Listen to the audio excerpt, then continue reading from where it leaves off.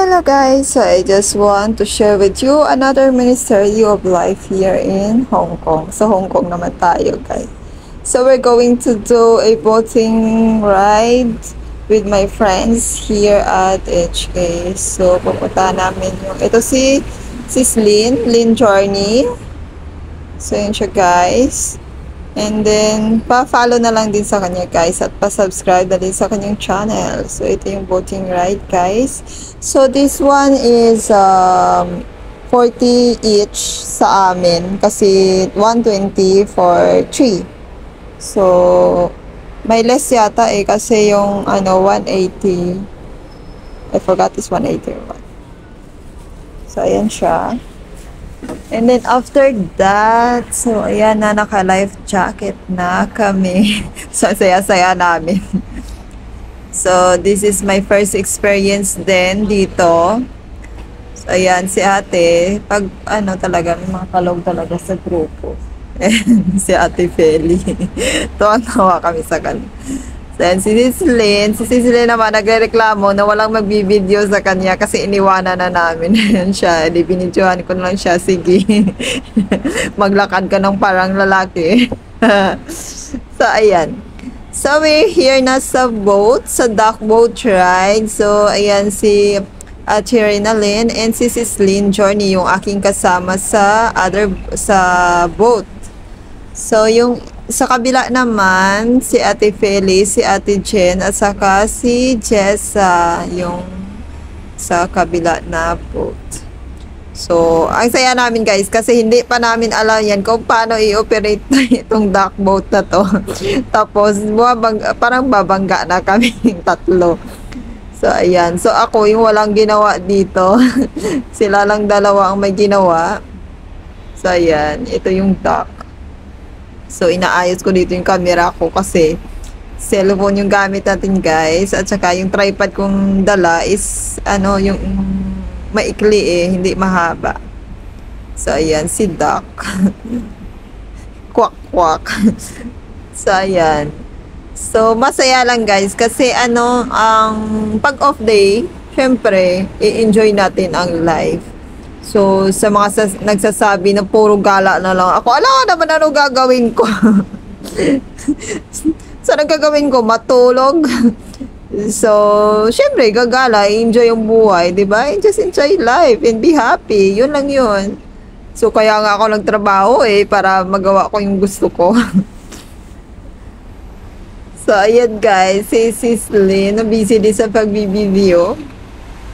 So, actually guys, kung ito ay located sa Tai Mi Tok. So, bababa kayo ng, Taipu Market. And then, after that, sasakay kayo ng bus na 75X. Tapos, diretso na yon. So, may barbecue pit dito. Hindi lang ako nag-video sa birthday celebrants. Yung sa friend ni Sis Lynn na pinuntahan na in-invite nila ako for the birthday. Yung nakikita nyo sa live ko. So, yun siya. And then, dito, kasi kami lang yung 6, yung magbo-boat kasi nakainom na sila. So, ako naman ay hindi umiinom. So, syempre, sabi ko go kasi yung pununta ko rito is dock boat. So, yan. So, sila naman yun, si Jessa, si Ate Feli, at saka si Ate Jen sa kabila. And for this, ito yung view dito guys. So, ang ganda. Diba may swan din? Kapag dalawa lang kayo, meron yung swan. So, parang maganda yata yung dalawa lang. Kasi parang enjoy. Pero masaya kasi kapag madami Tapos, umaalog-alog pa yan. Kasi kapag may dumaang speedboat, ayan guys, magkukuha talaga yung reaction ni Sis Lynn dyan. Kasi gagalaw-galaw yan kapag may speedboat na dadaan.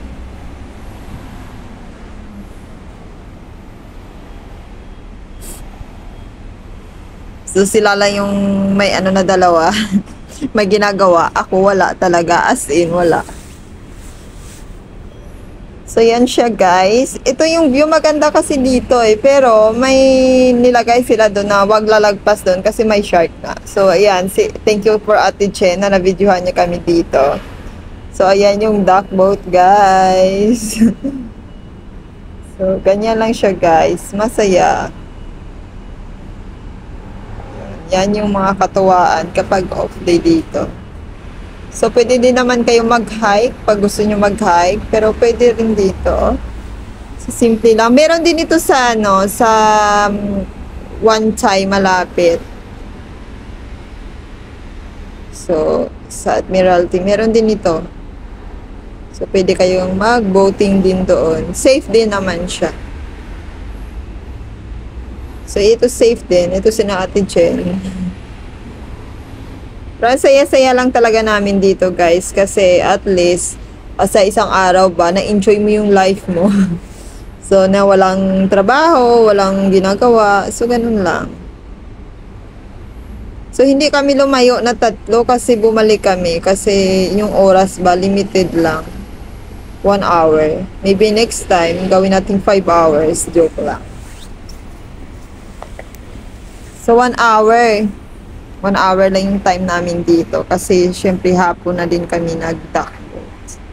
So, 4 o'clock na. So, malapit ng tumilim dito. So, ayan yung view dito. Sabi ni, nakakalimutan ko kung anong bundok tong sabi ni Sisley, napuntahan na daw nila. So, ayan guys, pasimple-simple na lang tayong nagbibideo at nag-upo-upo at tumitingin sa mga tanawin. So, this is my life here sa HK guys. Every off day. So, next time, iba naman yung i-try natin next time. So, yan si guys. Pero masaya talaga kami dito. Nakakatuwa. So, ayan. And then, now we're going back na to kasi, syempre, malapit na yung aming oras. So, we're going back na. So, ayan lang guys, ang aking miniserye here sa HK. So, ganyan lang yung mga pinaggagawa. Syempre, mag-enjoy ng life. Kaysa naman sa magmukmuk ka, ano naman gagawin mo? Ano gagawin mo sa pera mo, diba? Kaya ka nga nagtrabaho para mag-enjoy. Mag-enjoy din, hindi lang puro ipon. So, kailangan din mag-ipon talaga, syempre. Pero, syempre, mag-enjoy din yung life kasi boring naman yung hindi ka nag-i-enjoy. So, ano use? Wala ka namang Ako kasi wala din akong anak, wala din akong parents na. So, aanin ko yung pera ko, sino yun? Diba? So, enjoy ko na lang enjoy life hanggang sa kaya. So, ayan yung aming life dito guys. So, ito yung mga new friends ko dito sa HK. So, ito si Sislyn, I met here at Facebook page. So, follow her guys. Ilagay ko yung niya sa Lynn Journey. I-mention ko siya dito sa post.